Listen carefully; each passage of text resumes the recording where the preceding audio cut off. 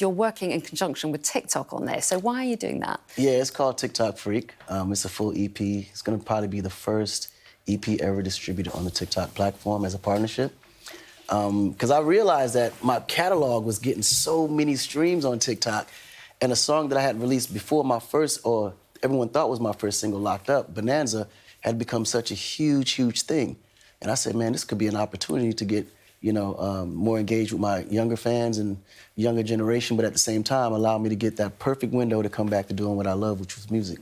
Well, yeah, and there have been songs that have gone viral because of doing so well on TikTok. How much of a difference do you think social media is playing now in getting music heard and out there?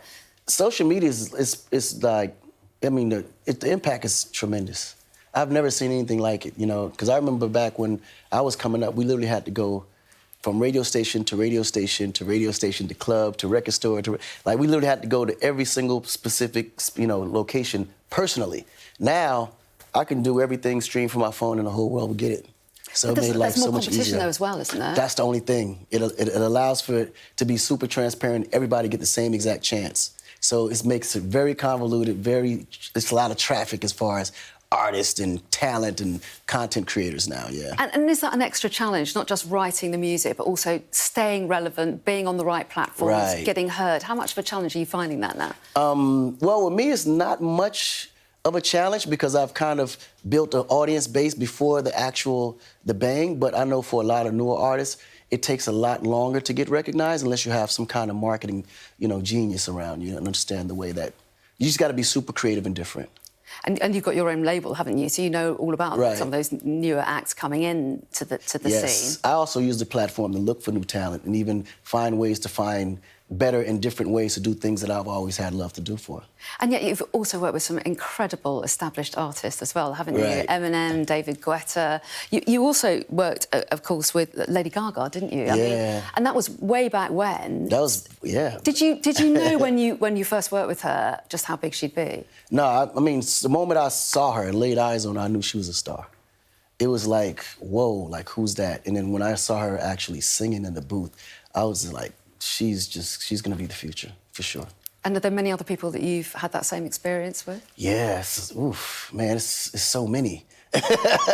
When I go back and think about how many artists that we discovered or worked with, I mean, the list just goes on and on. I think, that was probably my gift here, was to just kind of utilize my celebrity and give other people a chance to actually become who they're truly supposed to be. Can you put your finger on what it is that you look for?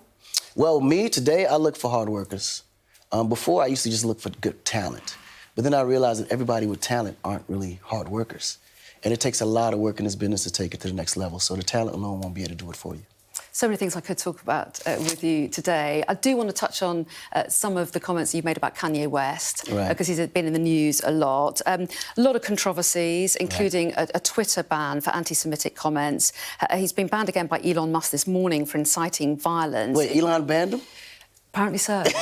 But you've shown some support for him. Why have you done that? Well, because I show support for, opinion.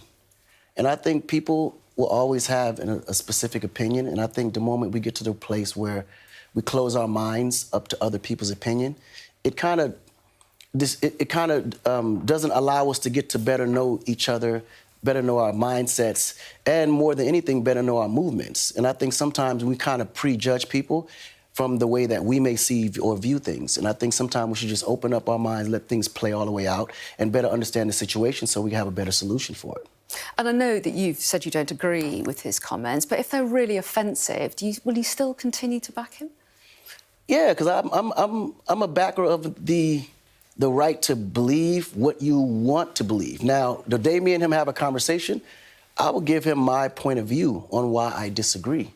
And then he may come back and say, you know what, you're right. Or he may come and say, well, I'm not. Then at that moment, it's my job to understand why he's viewing it that way. So I think conversation and communication is always the key. But sometimes we block that out, and you never can get anywhere if you're not communicating. So it doesn't trouble you that he makes really offensive comments to many people? Not really, because those comments don't really affect me personally. And I think if everyone takes it that way, then it's different. And if it does affect you personally, then find a way to actually respond in a way to where that conversation can be, reciprocated. Because I think sometimes when someone is offended, they just lash out in defense or lash out to kind of make that person feel the same offense that they felt. And I think, you know, when you take negative and you kind of apply the response negatively back, you can only get negative back. So I think it's really a matter of both sides understanding what it is. Don't take things too personal yet until you understand the situation. OK, one other subject we want to move on to, which is very important, is the World Cup. Right. You're here in the UK. You were born in America, but you spent a lot of your childhood in Senegal. It's a place close to your heart. Right. Who are you going to be supporting on Sunday is my big question. What kind of question is that? Man, we're ready to beat England's butts. I think we've got our answer. So how are you spending your time during the match? I'm putting together a private party. I'm actually in London, so it's going to be interesting because I'm going to probably be the only non-English person in the room, you know. But I think it's going to be all in fun, though. But I believe that Senegal is going to win. I'm predicting 1-0. OK, and still keeping an eye out for the US as well. Oh, yeah, the US is, man, you know what's interesting? I'm so proud of the US because they came so far. Like, within the last 5-10 years, you know, what we call it soccer, obviously, but football has been, like, almost priority. Like, we're selling out stadiums now in major matches in every state in America. So it's like we have a lot to prove this year. OK, well, have fun on Sunday. Absolutely. I would wish you good luck, but maybe not. Anyway, Akon, good to meet you. Thanks very much indeed for coming in. We appreciate it.